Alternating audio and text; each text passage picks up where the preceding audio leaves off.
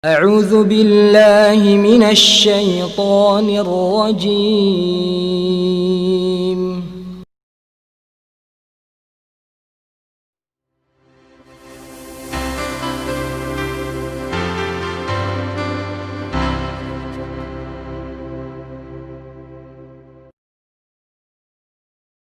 Bismillahirrahmanirrahim. Assalamualaikum warahmatullahi wabarakatuh. Alhamdulillahil qail inna anzalnahu qur'anan arabiyya. Wassalatu wassalamu ala nabiyyina Muhammadin sallallahu alaihi wasallam wa ala alihi wa sahbihi ajma'in. Wa ba'd. Ikhwatal iman wa akhawatil muslimah. Kita bersyukur kepada Allah Subhanahu wa taala yang mempertemukan kita dalam majelis yang mulia ini pada kesempatan yang sangat mulia. Kami diamanahkan untuk membawakan materi di masa daurah ta'rifiyah tarbawiyah 40 hari atau kita kenal dengan tes 40 hari. Ada amanah untuk menyampaikan materi seputar bahasa Arab, ya, fadluha wa atharuha, keutamaannya dan pengaruhnya dalam perjalanan keilmuan kita, khususnya di Sekolah Tinggi Ilmu Syariah Hidayatullah Balikpapan. Ikhwatal iman, bahasa Arab adalah bahasa yang Allah Subhanahu wa taala pilih untuk menjadi bahasa dari agama yang mulia ini, ad-dinul islami. Haitsu inna Allah jalla jalaluhu arsala rasulahu Muhammadan sallallahu alaihi wasallam wa huwa arabi wa anzala kitabahu al-Qur'an al-Karim bil lughati al-arabiyyah aw naqul bilisanin arabiyyin mubin. Maka kita semua berhajat untuk mengenal lebih jauh apa sebenarnya bahasa Arab itu. Keutamaan yang Allah Subhanahu wa taala gambarkan di dalam Al-Qur'an begitu jelas. Dalam muqaddimah tadi Allah Subhanahu wa taala berfirman, "Inna anzalnahu Qur'anan Arabiyyan la'allakum ta'qilun." Dan Nabi sallallahu alaihi wasallam juga diutus dari bangsa Arab.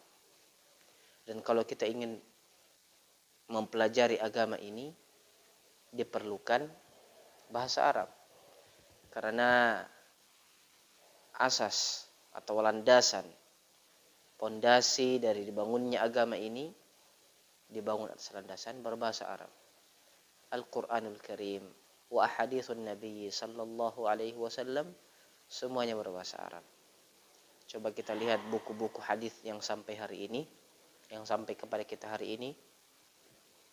Ada Al-Muwatta, ada Sahih Al-Bukhari, Sahih Muslim, ya, kemudian kitab-kitab sunan yang 4, Sunan Abu Dawud, At-Tirmidzi, An-Nasa'i, wa Ibnu Majah, dan semua kitab-kitab hadis yang lain, Al-Musnad li Imam Ahmad, semuanya menggunakan bahasa Arab. Dan di dalamnya itu adalah ucapan-ucapan dari Rasulullah sallallahu alaihi wasallam atau perbuatan beliau yang diriwayatkan sampai kepada kita, atau takrir beliau yang diriwayatkan juga sampai kepada kita, semuanya berbahasa Arab. Oleh karenanya tidak mubalaghah kalau kita mengatakan apa yang dikatakan oleh Syekhul Islam Ibn Taimiyah rahimahullahu ta'ala, wa kana yaqul al-lughatul arabiyyatu minad din. Bahasa Arab ini adalah bagian dari agama Islam, bagian yang tidak terpisahkan dari agama kita. Kalau dikatakan al-Islam itu langsung tergambar juga al-lughatul arabiyyah. Mendengar kata Islam, yang terbayang juga adalah bahasa Arab. Karena dia juz'un la yatajazza. Dia adalah bagian yang tidak terpisahkan dari agama yang mulia ini. Nah, kenapa kata beliau? Ya, karena agama ini tidak bisa dipahami kecuali dengan memahami Al-Quran dan Sunnah. La yufhamud dinu illa bifahmil kitabi was sunnah. Agama ini tidak akan bisa kita pahami kecuali dengan memahami Al-Quran dan hadis. Wala yufhamani illa bil lughatil arabiyyah. Nah, ini tingkatan selanjutnya, bahwa kita tidak akan mampu memahami Al-Quran, memahami hadis-hadis Nabi Sallallahu Alaihi Wasallam kecuali dengan memahami bahasa Arab. Lalu beliau menyebutkan sebuah kaidah yang sangat penting, wa ma la yatimmul wajibu illa bihi fahuwa wajib. Ya. Sesuatu yang kewajiban tidak sempurna kecuali harus melakukannya, maka hal tersebut juga menjadi wajib. Ya. Memahami Islam itu wajib dan tidak bisa dipahami kecuali mempelajari bahasa Arab. Maka untuk memahami Islam yang bersifat wajib, ya, dengan memahami Al-Quran dan Sunnah, kewajiban itu tidak akan mampu kita tunaikan sebelum kita memahami bahasa Arab. Maka hukum mempelajari bahasa Arab adalah wajib. Ya, karena kita harus memahami agama ini.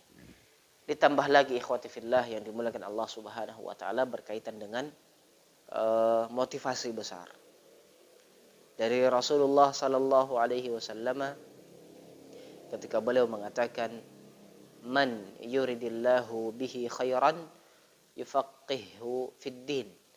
Barang siapa yang Allah inginkan kebaikan kepadanya, maka Allah akan pahamkan kepadanya agama ini. Nah, kalau kita mau tarik garisnya ke belakang sedikit, Allah akan ajarkan kepadanya, Allah akan pahamkan kepada dia bahasa Arab. Karena untuk memahami agama ini diperlukan bahasa Arab. Kemudian Syekhul Islam Ibnu Taimiyah rahimahullahu taala membagi tingkat atau derajat kewajiban. Ya. Ada kewajiban yang bersifat dasar, menengah, atas dan lanjutan. Itu juga beliau tegaskan dalam kitab-kitab beliau. Nah, satu poin yang kita sepakati adalah hukum mempelajari bahasa Arab adalah wajib. Kemudian kewajibannya bertingkat-tingkat. Untuk orang-orang awam, ya, kaum muslimin yang dasar, yang awam, mereka harus mempelajari bahasa Arab paling tidak agar mereka bisa memahami apa yang mereka ucapkan ketika mereka berada di dalam salat. Ya. Setelah mengucapkan syahadat dan itu berbahasa Arab, dia pahami syahadat tersebut, dia yakini. Kemudian ada rukun salat. Ya. Dia harus membaca Al-Fatihah, suratul Fatihah yang menjadi rukun dalam salat. Maka dia juga mempelajari bahasa Arab dari sisi ini. Ya. Membaca Al-Fatihah, membaca doa-doa ketika dia berada di dalam salat, itu juga menjadi bagian dari mempelajari bahasa Arab. Nah, sampai dia mengetahui apa yang dia ucapkan di dalam ibadah salatnya. Nah, kemudian untuk yang lebih atas lagi, ya, para muallim misalnya, ya, para guru, para pelajar yang memiliki amanah besar mempelajari agama ini, maka kewajibannya naik sedikit. Ya, memahami bahasa Arab lebih tinggi dari apa yang dipahami oleh orang-orang awam. Nah, boleh juga membagi berkaitan tentang kewajiban mempelajari bahasa Arab bagi mereka yang memiliki kewajiban berijtihad. Ya, para ulama. Tidak ada satu ilmu pun atau seni keilmuan di dalam agama Islam kecuali semuanya berkaitan erat dengan bahasa Arab.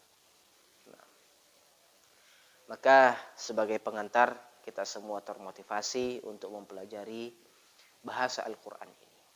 Saya kalau ditanya kenapa sih semangat betul mempelajari bahasa Arab? Ya, mengapa tidak? Ini bukan masalah bahasa suatu kaum, bukan masalah sebuah bangsa, tapi ini adalah bahasa yang Allah Subhanahu wa taala pilih untuk menjadi bagian dari agama yang mulia ini. Agama yang hanya satu yang Allah pilih, yaitu al-Islam. Inna ad-dina 'indallahi al-Islam. Maka untuk mempelajari al-Islam ini dibutuhkan bahasa Arab tadi. Itu motivasi terbesar. Naam. Tentunya Allah Subhanahu wa taala memiliki kewenangan untuk memilih dan mengistimewakan. Sebagaimana Allah Subhanahu wa taala mengistimewakan Ramadan sebagai bulan diturunkannya Al-Qur'an. Kemudian Allah memilih bulan-bulan haram, Zulqa'dah, Zulhijjah, Muharram, ya, dan Rajab sebagai bulan-bulan haram. Allah juga berhak memilih bahasa Arab sebagai bahasa yang dipilih untuk kita bisa memahami agama yang mulia ini. Maka teman-teman mahasiswa baru Sekolah Tinggi Ilmu Syariah, apalagi berkaitan dengan syariah, itu sangat membutuhkan pemahaman yang kuat terhadap bahasa Al-Quran ini dan bahasa Nabi Sallallahu Alaihi Wasallam.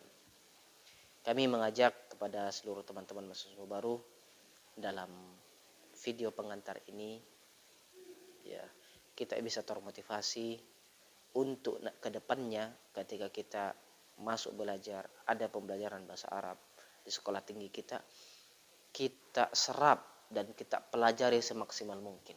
Karena kita tidak akan mampu mempelajari agama ini kecuali dengan mempelajarinya.